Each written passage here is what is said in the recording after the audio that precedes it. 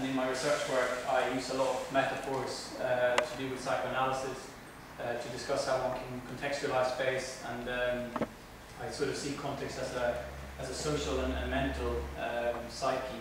And in my work, I try to read these thoughts into the drawing process. So, who's this?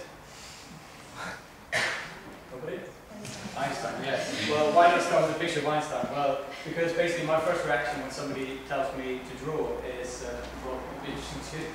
But at the back of yours is that it's a feeling of dread. I don't think that I can draw, and the drawing to me is like, drawing by hand is like taking notes. As long as I can see what's going on, then I'm fine. And I don't make any other comparisons with Einstein, but his handwriting was apparently awful too.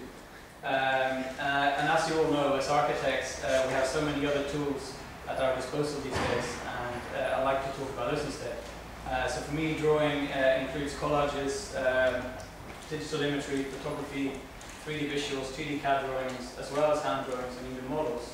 And these often overlap and combine, as is quite evident just looking around this room, because a lot of it is a combination of techniques.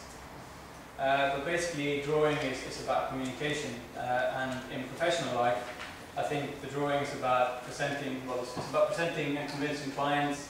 It's about convincing the council that your proposal is suitable. It's about showing builder control that your design will be sustainable and sensibly put together. It's also about detailing and about instructing contractors and subcontractors and so on.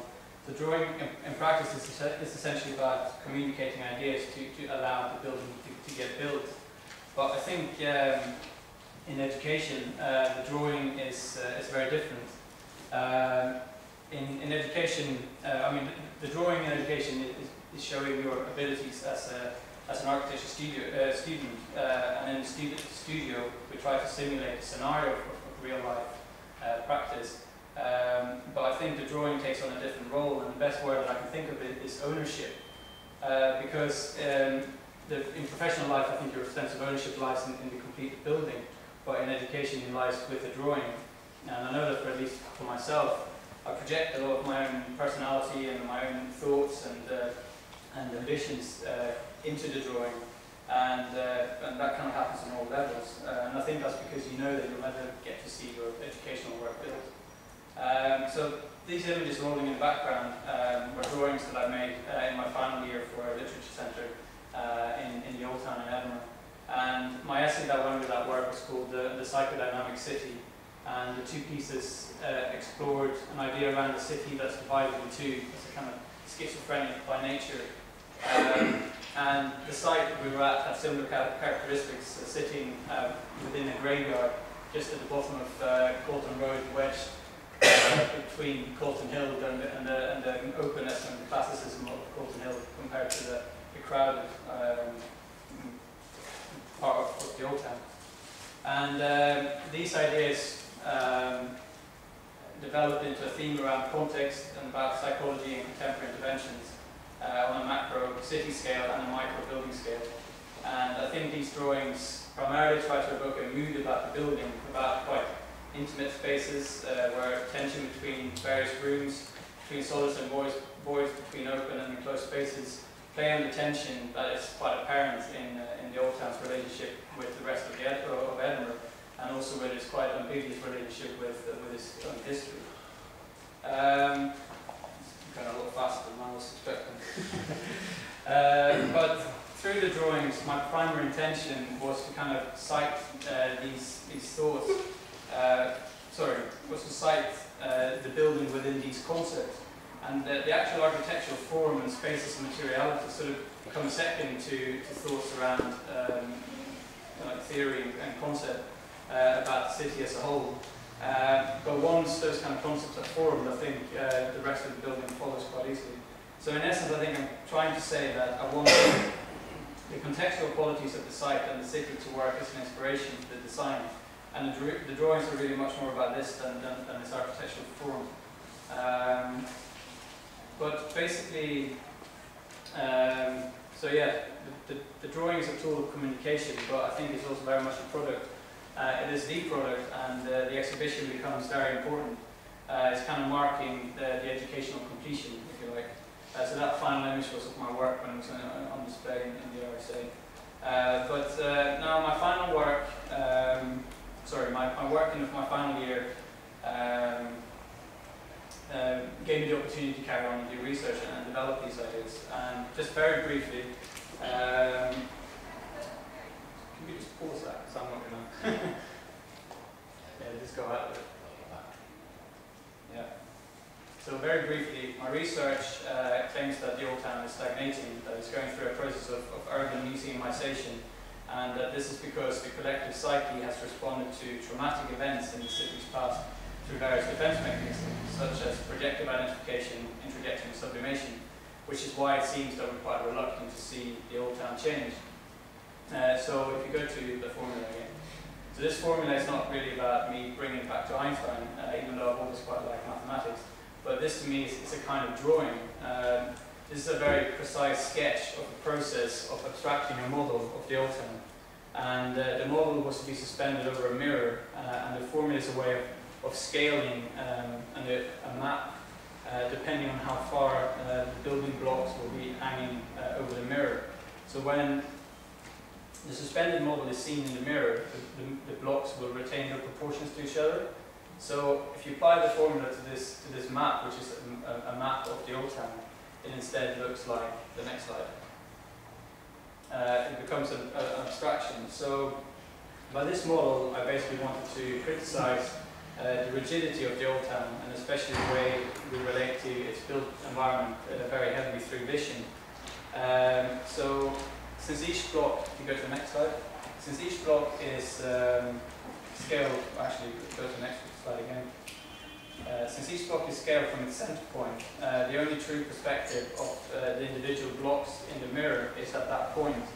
But that means that the image of all the other blocks is distorted. So the eye can't take in the true projected footprint of the old town, but the model is still constructed correctly, according to its geometrical representation, and it is still to scale. And this is a way of saying that the old town is about so much more than what the eye can perceive, and that it must be allowed to be dynamic. Can you go back to that slide again? So in this case, I think the images in the mirror basically become drawings of the old town, and they embody all of these ideas, and it becomes a very transient and dynamic piece of drawing, as a drawing exercise. And again, if you go to the next slide, I think the exhibition is very necessary to present these thoughts. The exhibition becomes the product, and my sense of ownership in the work lies in the event itself, of the exhibition opening and of the 6 weeks that I was presenting, that I had the work and show. Yeah. So to sum up quickly, I think that drawing to me, especially within my research work, is a very personal thing, just like it was when I was doing my diploma. And yes, the drawing is always a tool for communicating ideas, but in education it's always the end product that has a very high degree of ownership for students. And from my rather limited time in practice, I feel that the drawing simply takes on a different role in working life. It remains a tool, but the product is the actual finished product. I hope that makes sense.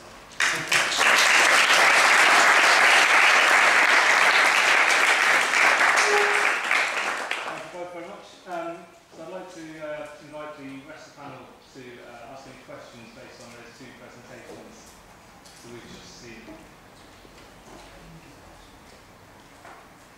No? I have a question for Alan. So, do your students ever investigate any other mode of No, they're not allowed to. Okay. They don't have to be in my unit, they can join yoga lessons, you know, or something like that. Muck around with computers, but not me. So you don't see any value in any exploring any Yeah, other? it's been my experience in 25 years. It's not just teaching in UK, it's teaching in the USA. It's also teaching in Europe. But as soon as they lose hand drawing as a kind of technique, you start to think about other things, about presentation. And I think that a poor student of architecture, it's hard not to get a master's degree these days. Right? I mean, it really is. You really need to fuck up and not get a master's degree. But a computer-generated image, and working on a computer, can disguise and there's no such tool available to when they actually have to hand drawing. It can be easily found out where the weaknesses are when you actually have to work it. And I also think that it's critical an architect to draw. What do you think of the combination of using CAD and CAD drawing, etc., Photoshop, etc.? As soon as I walked in through the door, I was struck by that drawing in the wall there. I mean, I don't know whether that's a total hand drawing or whether that's a combination of computer generated imagery or a combination of both. But if that was a hand drawing, I would know the effort that had gone into that. And you can tell the architect's commitment to the project by the quality and the time taken in the hand drawing. If that existed as a hand drawing and nothing else, I think that would probably, looking at it here, one of the most amazing pieces of artwork I've ever seen. Right? But does it diminish its value? Well, yes, I think it does. For me, it does. I mean, you just have to look at the planning application that was awarded yesterday for Brunello. And I don't know whether any of you have ever seen those tin sheds that now have been given planning permission in the Brunello.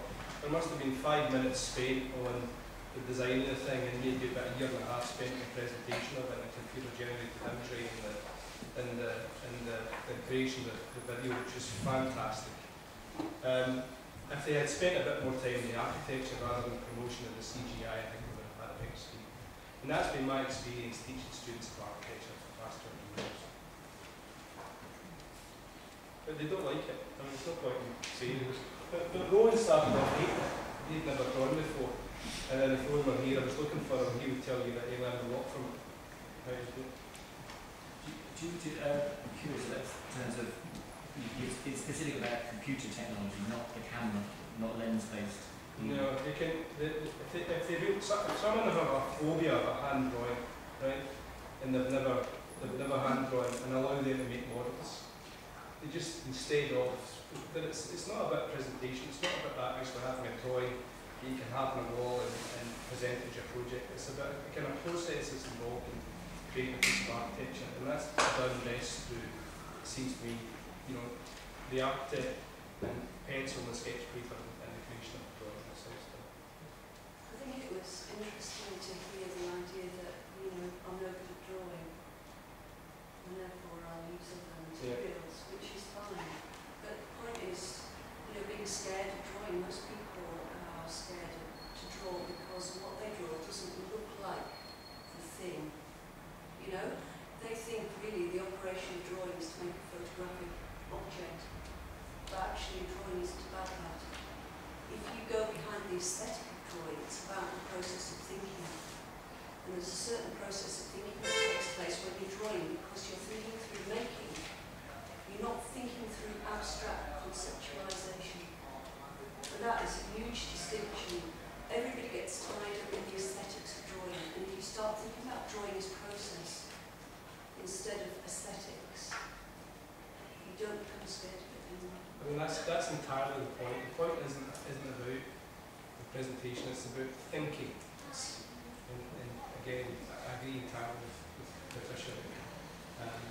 It's about, it's not about having something which isn't representative in the hand drawing. It's not about that. It's not about the presentation, it's about the thought and the craft.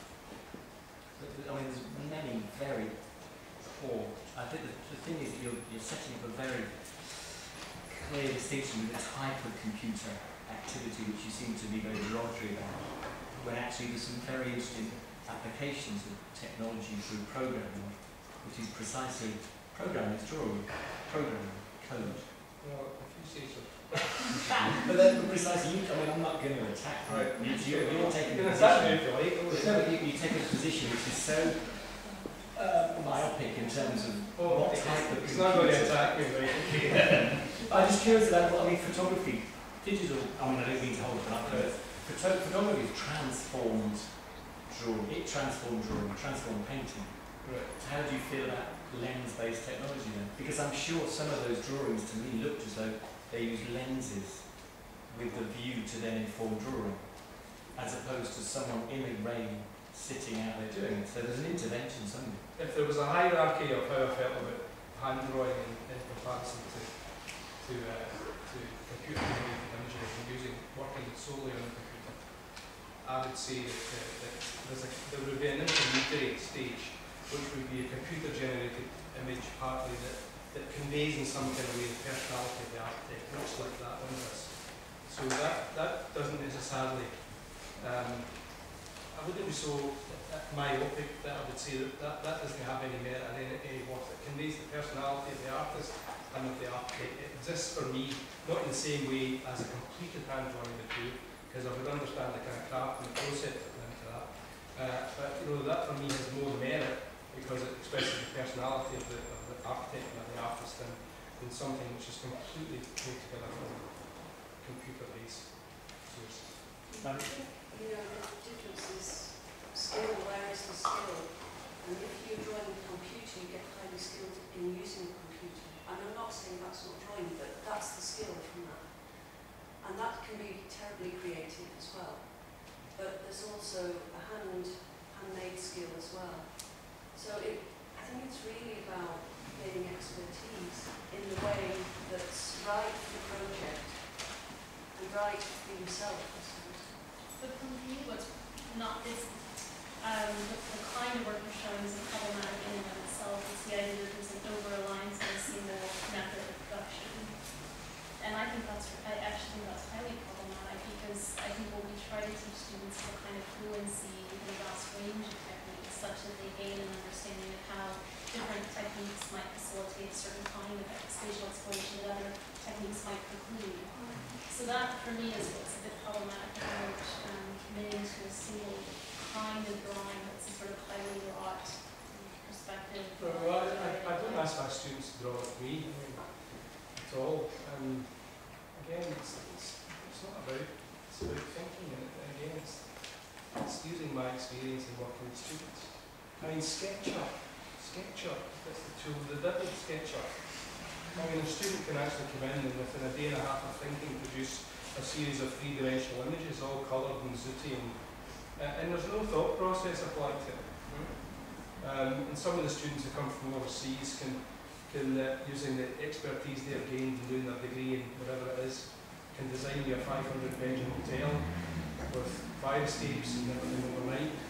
But there's no architectural intent behind it, there's no kind of concept behind it, there's no greater sense of architecture behind it. But nevertheless, there it is, it's worked out and it's computer generated and it looks believable and the images always look like a photograph. There's no thought behind it.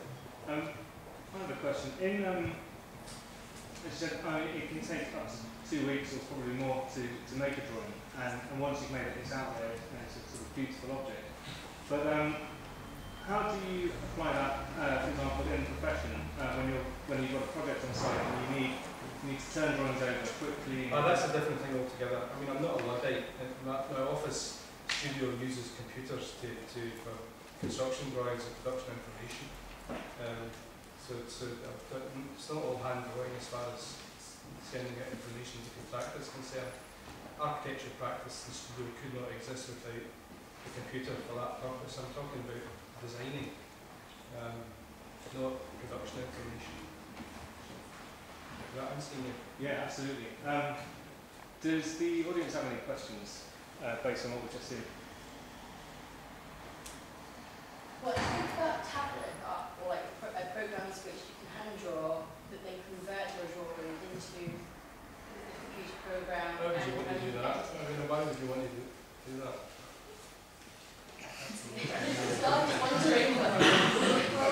Puzzle me why you want to do that. I think it's about a definition of how you see a drawing. Does it have to have your hand on it? And I'm a member of this thing called the Drawing Research Network, and there's loads of comments about whether computers can produce drawings that is something akin to hand drawing with the skill people need. But I quite see those kind of drawings where you're manipulating with your hands. Actually quite like etchings, because when you make etchings you make one drawing but it's converted, if you like. So there's a real thin line, between what a drawing is and how it's very amorphous. So is that Thanks very much. I think we have to move on to our second pair of panelists now. So Chris Steve? I'm the devil. I've got the computer.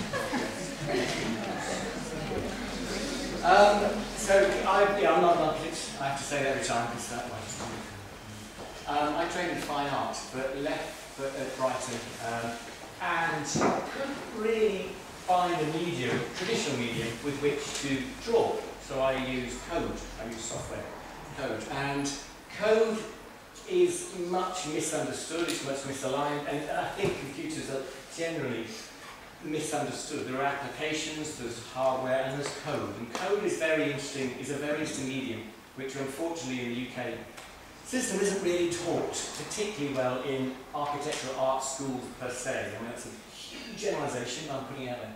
But I'm very interested in code because code offers a quite interesting intervention between representation, material forms of representation, and immaterial forms of which have little representation.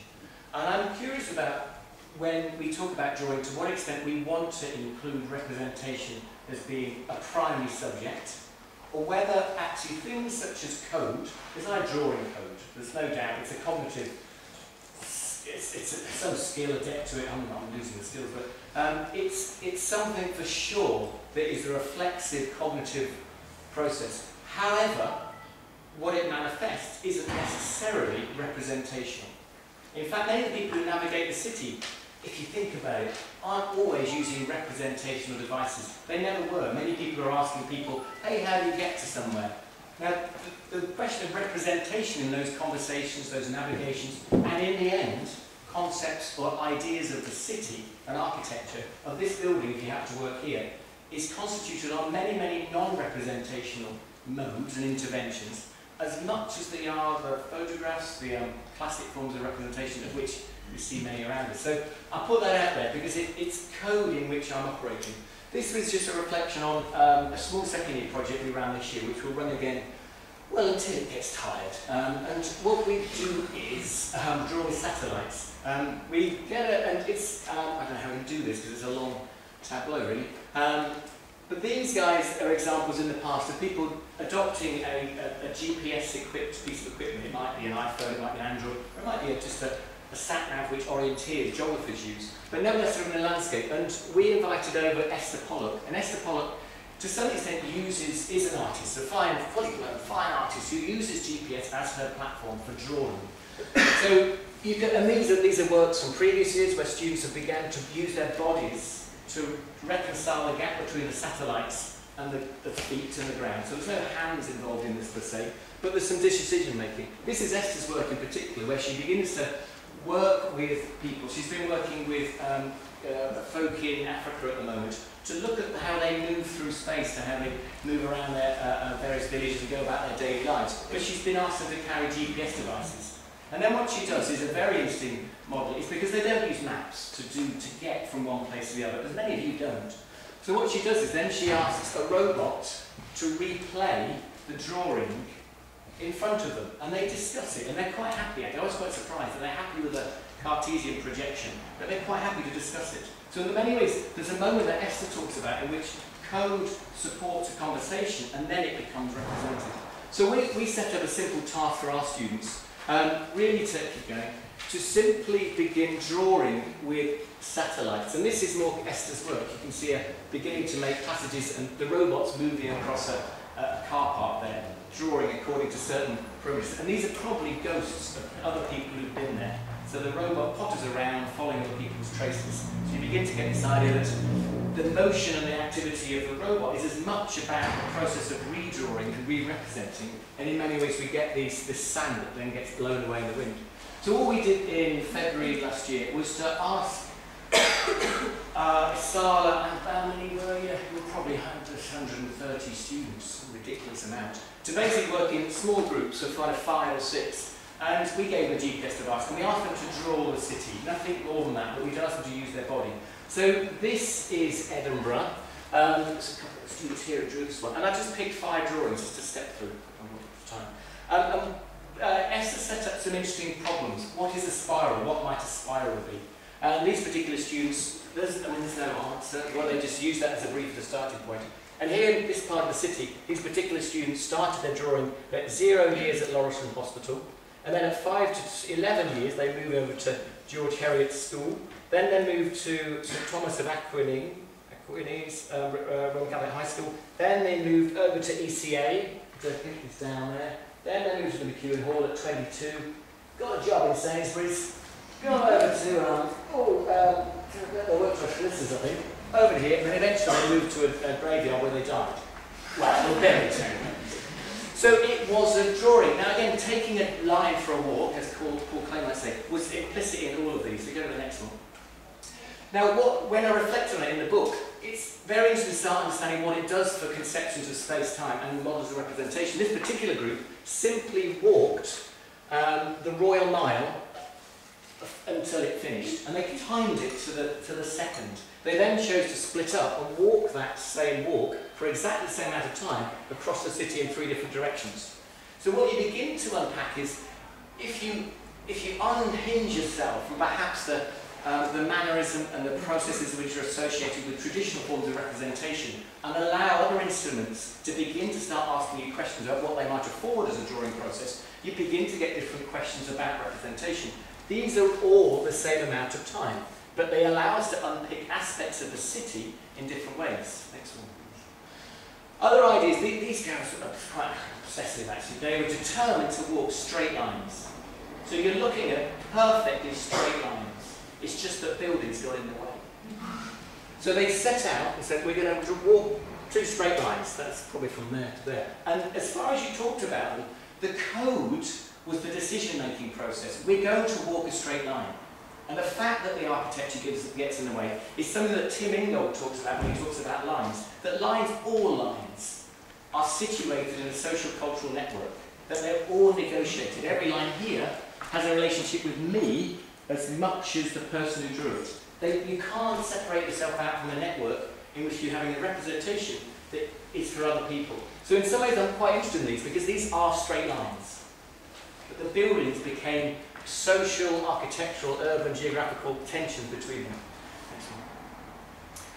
This is another property to affording a different way of using lines, was code itself. I'll have to read this because this gets called. This is called reversed home, and the students literally understood how they went to work by turning. I go out of my front door, turn left, and I turn right, and I turn left, left, left, right. Well, they simply reversed that and see where they ended up. So they didn't end up at their houses, and they didn't end up at work. What they ended up was complete strangers' houses. So you begin to understand that code is something we can start just playing around with. We can chop it, we can begin to hack it. So whether it makes sense or not is, but I find this particular stuff, how you deal with code in drawing, or do you just code it with an idea of what you want the drawing to look like, and then you assess it with another code that says, that's a good drawing, or that's not. Try again. And I'm uncomfortable with that because that sets up quite firm criteria for what is good drawing and bad drawing. Last one, I think. This one is called the explosion. And this is another rule-based one. The rule-based was team members developed a simple rule. See how far away you can get from the same spot in Edinburgh in the same amount of time using different modes of transport. These guys started in a car and they got from George Square, I think, all the way to the Falkirk roundabout. These jumped on a bus but had to wait an enormous amount of time to get down to Leith Walk, and these simply walked down to the Botanics. So again, what for me, these incredibly simple 3 lines, what they afford is a very different approach to how we think about the code, the decision-making, which technology can disassociate from heavily loaded modes of representation, which bring in criteria to say this is good or bad. Okay, it's me. Thank you.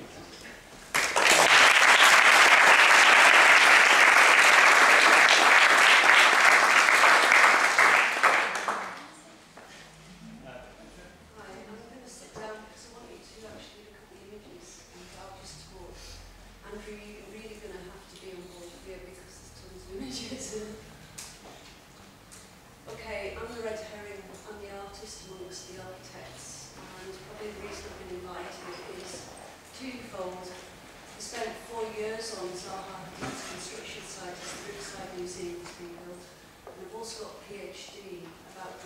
thinking, and then research through practice. And that might be relevant for you. This is one of the drawings from the project. But to contextualise that, this is where I started 10 years ago, from the Lake District before I moved to Glasgow. I started drawing representational images of the landscape, trying to make them look as I saw it, and judging on how close it was to what I was looking at. The problem started when I tried to start drawing what I felt instead of what I saw. As soon as you do that, you start a different process of thinking, and that's very important to how I work, because I try not to base my art on what I see. I try to use the context of it to come through and to get the essence of something. So these are pictures of what Glasgow feels like. Yeah. And it's the same in models. I use model making in an intuitive way instead of the model making type of model making you use, where you've got an idea and you want to sell it to somebody. These were from my degree show, and I really got slated for doing intuitive work. I just want to tell you, not that I've still got it in for my tutors or anything like that. What they said, one tutor in particular said, I'd very much question the role and validity of intuition as a means of decision making and validating choice in art practice in the 21st century. After Matisse, Matter and Pollock, is it enough?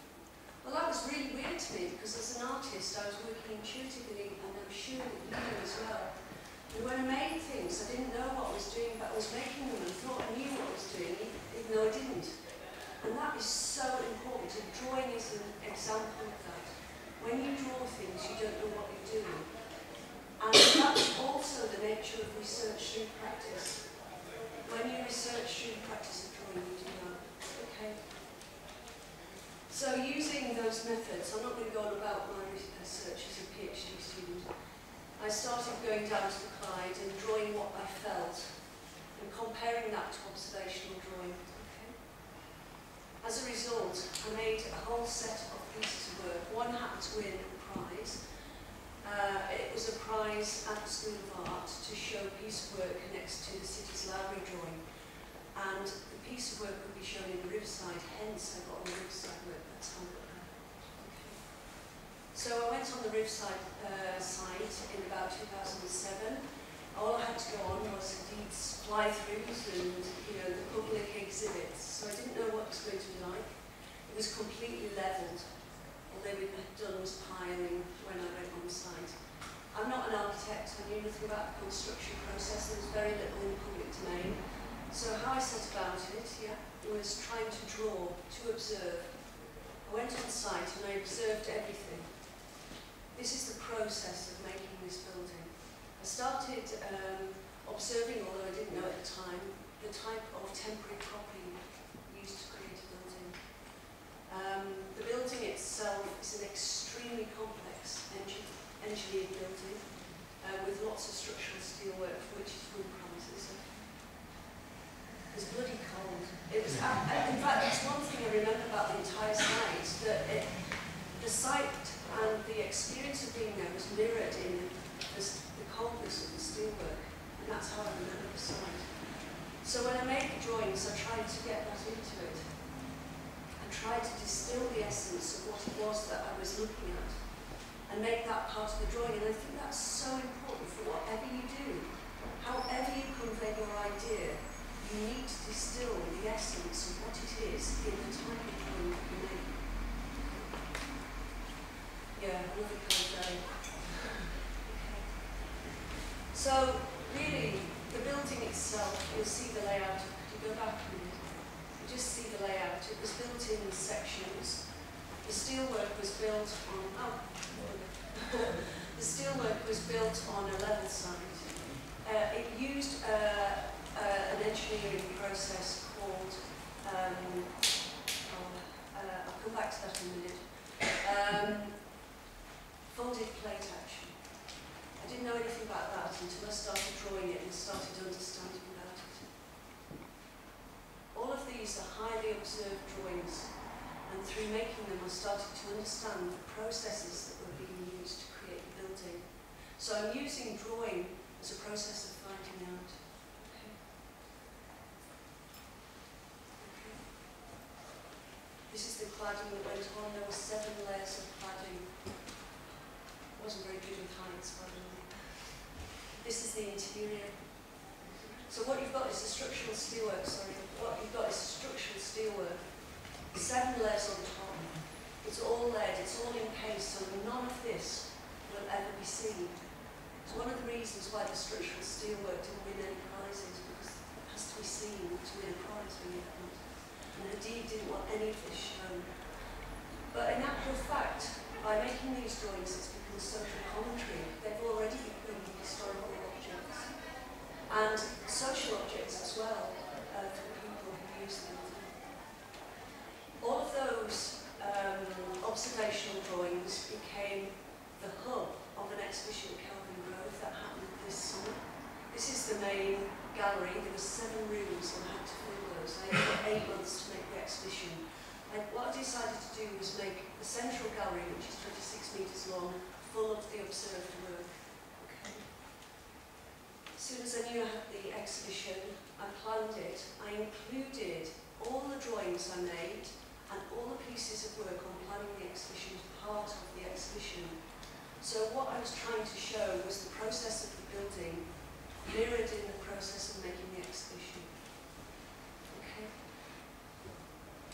I made drawings about every level of how the process worked in making this building, the relationships between the main parties and the contractors.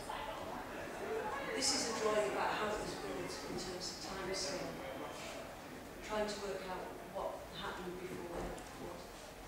This is to show how the exhibition looked. You see the main gallery, the 26-metre gallery, and then I had 7 rooms at either side. And as soon as I got the exhibition, I decided to make the most of the processes that I'd observed through drawing and expose those processes through different types of drawings. This is one of the collaborations. I did 4 collaborations with different people. The reason I used collaborations was I wanted to mirror the collaborations in the build to make artwork. So I was like the architect of the exhibition, working with different parties to make something. And I showed how I made it as part of the exhibition. This one collaboration I thought might be most interesting. It's a collaboration with an architect. It's on the basis of the propping and decropping that went on in a very complex structure. These are the plans produced by Guru Happold. There's some sort of ballet, because every time you put a main every time you put main members of the structure up, you had to put propping, and the propping was actually part of the steelwork of the building. And this is it in drawing, okay? So, when you take the propping away, you're left with a massive structure using this folded plate action. Okay. Now, when I thought about it, and when we observed all of that with Anne, my architect colleague, it was so similar to the processes that had been used on the same site when it was a shipyard. The propping was mirrored in the construction processes of the ships that were built there before the museum was there. Okay. And our research was about the propping and all the ideas we had became part of the exhibition. This was the basic idea. What we wanted to do was use the processes in shipbuilding and mix it with the processes in the building. And we had an idea to make an object, an artifact. We didn't quite know what it was going to be, but this turned out to be the initial drawing, if you like. We also visited shipyards to find out about the process of construction in shipyards as part of our research. We made models to find out what the thing would look like. We still didn't know at this stage, and that's what I'm saying. We didn't know what it was going to be. We weren't led by an idea. We were led by the making. These are 3D drawings that we used to create this structure, but we also had to use computer-generated drawings to make the eventual structure that we made. And the architect had to do that. It was so crap that CAD. once we've got the idea and made the drawings, we started hand making the object. These are the frames for the installation. They mirror the frames on a ship, but they also mirror the building. The frames are turned upside down. We built the structure upside down, and then we clad it like a ship. But in actual fact, unlike a ship, it had the curves of the museum. And that's very difficult to make something with compound curves in wood. So that's it partially clad, waiting for it to have the membrane over it. And we chose to use zinc because those are the materials that we used in the Riverside Museum. So we're kind of making a mini version of meshing all the processes and making connections between the history of the site with the building through the process.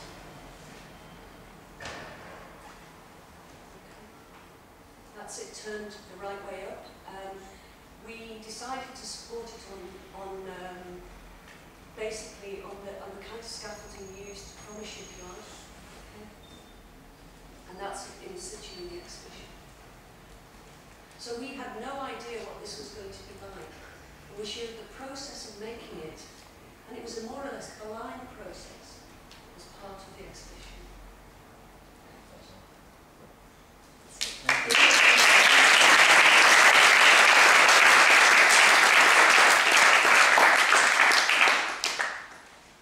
So I'd like to invite any questions from the panel. What do you think of the finished building? Well, I was really scared I didn't like it. So what was the question? What What do you think of What do I think of the finished finished building? I was actually quite proprietorial after being on site. I felt it was like mine, the same as the builders did. It's actually quite rude when somebody else comes and uses it at the end of the day. So I was reassured that I like the building, I like the space. I have reservations that the building is to replace Kelvin Hall, another building, yet the footprint is the same, yet we're £82 million down the line. I have reservations about that. I think the accommodation should have been either extended or refilled out. But as a building, I like it. So, What about your own process of making this? What do you think of the finished thing? well, in actual fact, you know, at the point when Hadid was most criticised, and she got quite nasty about it actually, if anybody asked her why she wasn't exposing the structure, because the structure was so interesting. In actual fact, I wish we hadn't had it. Oh, that's right. And we all think that. But, you know, it's not a building, it's an artwork, but that was it was a similar process, definitely. Wish we hadn't had it. But we didn't know, we just carried on and over-egged it.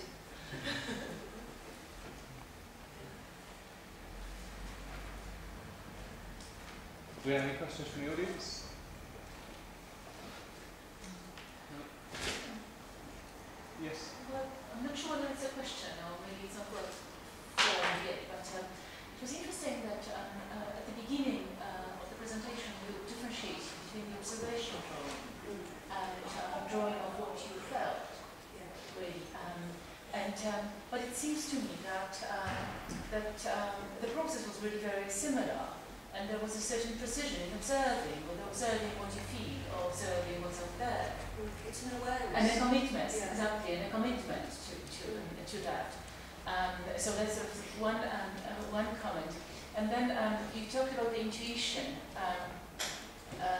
as if it is sort of something which is out there. We have, an access to it which is not, it's not conscious access. It's not an access we have control over in a way.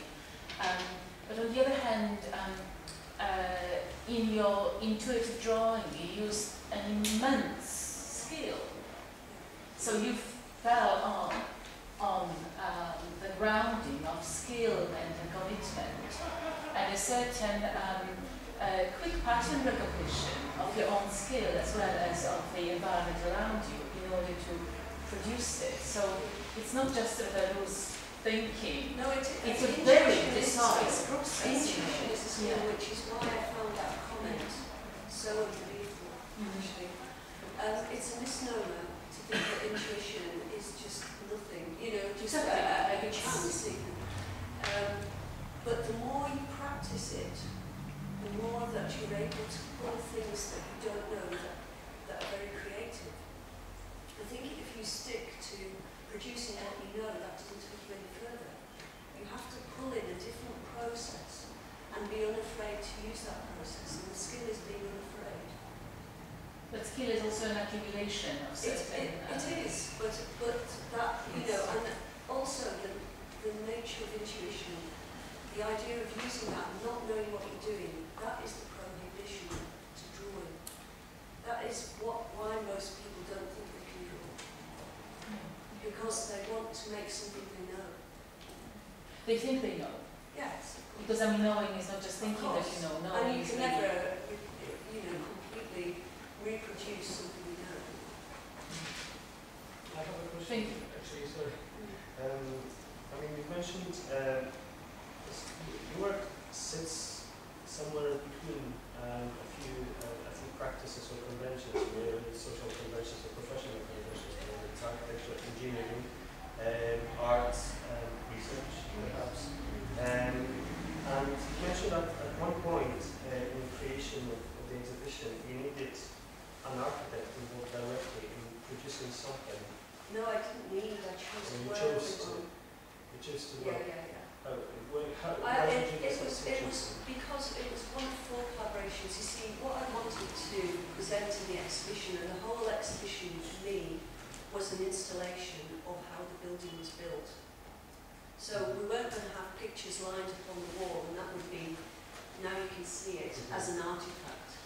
I wanted to interrogate process through process and to mirror the process in that building, which was a particular process. I had to work with other people. Yeah, okay. That was the essence of that project. Yeah, what I'm interested in, So- yes, so- I think so, but then there was an architect and there was some other artists. There were other artists, and so basically, one of the, there were 4 collaborations in total, and one of the collaborations was to do with the nature of digital versus hand drawing, actually, in the design process, and to play on that. So I worked with a digital artist on that. Another explored the processes of design in shipbuilding through paper, and I worked with a glass artist on that one. And finally there was a printmaker as well, about the material.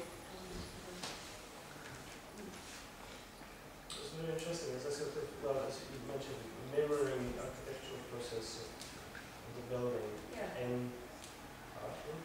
Yes. But you know, if you were an architect trying to do a project that showed the essence of a process, how would you do that in a static artifact? And would that be okay? How would you best show an activity? How can you best show an activity? You can show it, best way is showing it through activity. You know? Who's interested in that other potential architects or people who employ processes? So Talking about a piece of architecture in the process itself. Well, I mean, I didn't do it thinking who would be interested. But you're stating, how do we show that? Yeah. Do you want to show Well, that? I think it is important, and the reason I think it's important is because as architects, you have to capture an essence of the site that you're working in. You have to become adept at, what you're doing is you're trying to put the hand and the glove of the subject matter and the way that you're going to portray the essence. You want it as close as possible because that's the best kind of way to, I don't know, you get closest to the thing by making it in the way that best fits it. And that's why it's important. Different people would do it different ways. Artists do it differently, you know. So that's the link, I think, really. I don't think, just because I've got an architectural eye, I don't think that's the link. I think actually the link is I've got a similar process to you. You know?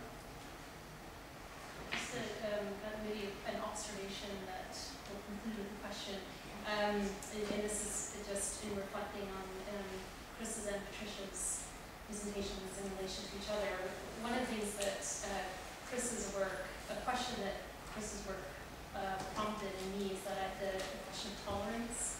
So it's interesting about GPS drawings that there's a low degree of tolerance in a way. I mean, we're relying on these sort of complex geometries of triangulation of satellites that then interpolate data, and presumably there's a kind of there's a large degree of tolerance involved in that, in the sense that there's a